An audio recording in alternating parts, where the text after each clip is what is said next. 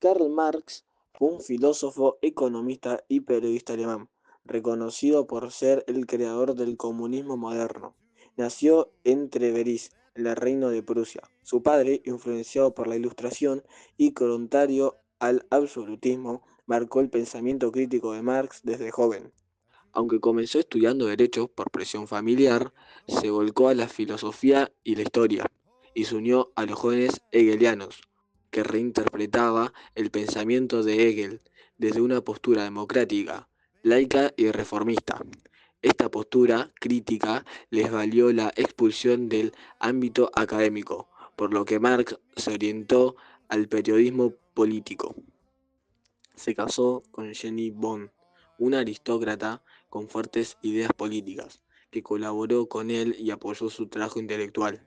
Marx comenzó a desarrollar sus ideas socialistas en París, donde participó en la revista Anales Franco-Alemanes y escribió su famosa frase: "La religión es el opio del pueblo". En París conoció a Friedrich Engels, quien se convirtió en su amigo y colaborador de por vida. Juntos criticaron el socialismo utópico y desarrollaron el comunismo científico, basado en el análisis histórico y económico.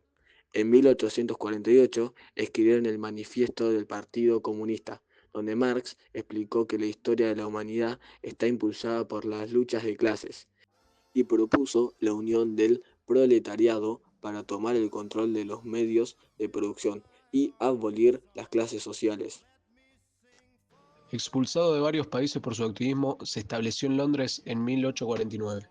Allí, desde la biblioteca del Museo Británico, desarrolló su obra más importante, El Capital, la que analiza el funcionamiento del sistema capitalista y conceptos clave como la plusvalía, el valor trabajo, la alienación y la explotación de los trabajadores.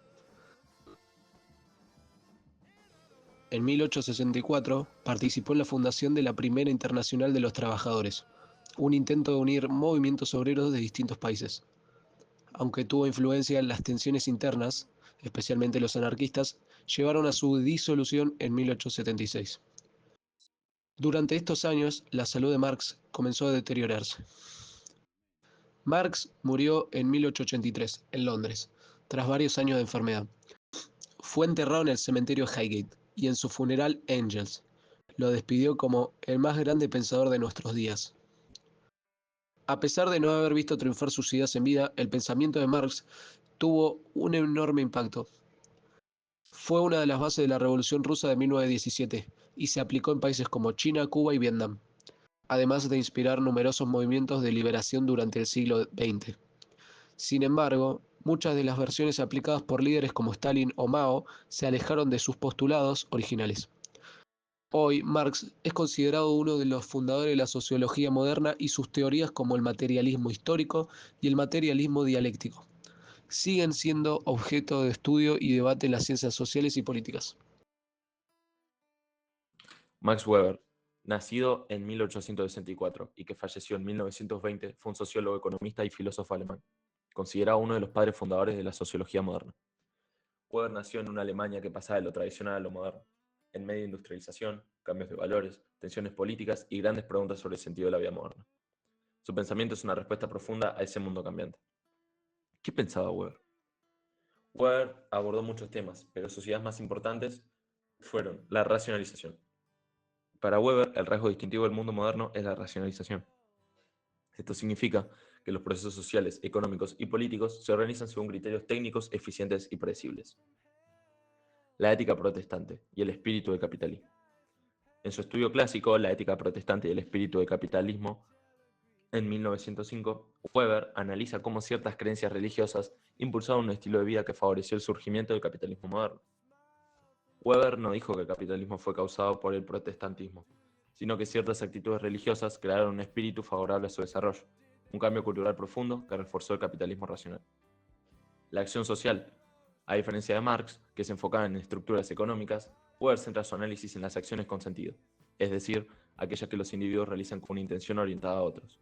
Estas acciones pueden ser racional, con arreglo a fines, se busca un objetivo específico usando medios calculados, por ejemplo, estudiar para aprobar un examen. Racional, con arreglo a valores, Se actúa por principios éticos o religiosos sin importar las consecuencias. Por ejemplo, decir la verdad aunque me perjudique. La afectiva, guiada por emociones. Por ejemplo, abrazar a alguien por amor. Y la tradicional, que está basada en costumbres. Por ejemplo, celebrar una festividad heredada. Weber quería construir una sociología comprensiva, es decir, que comprenda el sentido subjetivo de las personas que le dan a sus actos.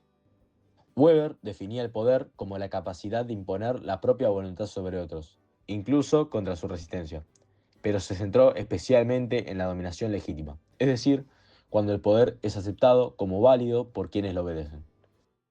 Identificó tres tipos puros: tradicional, basada en costumbres antiguas y la autoridad heredada; carismática, basada en la carisma personal del líder; legal racional, basada en normas impersonales y reglas. En la práctica, las sociedades combinan estos tipos. Weber pensaba que el Estado moderno se basa principalmente en la dominación legal racional. En su famosa conferencia La política como vocación, Weber analizó qué significa dedicarse a la política y cómo el político debe manejar el poder. Dijo que el Estado moderno se define como la entidad que reclama con éxito el monopolio del uso legítimo de la violencia en un territorio. También distinguió entre dos éticas de político: ética de la convicción, actuar según principios sin importar las consecuencias; ética de la responsabilidad, tener en cuenta las consecuencias reales de los actos. Weber creía que el político debía equilibrar ambas, mantener convicciones, pero ser responsable en el uso del poder. A diferencia de Marx, Weber no creía que la economía fuera el único motor de la historia. Daba mucha importancia a la cultura, la religión y las ideas,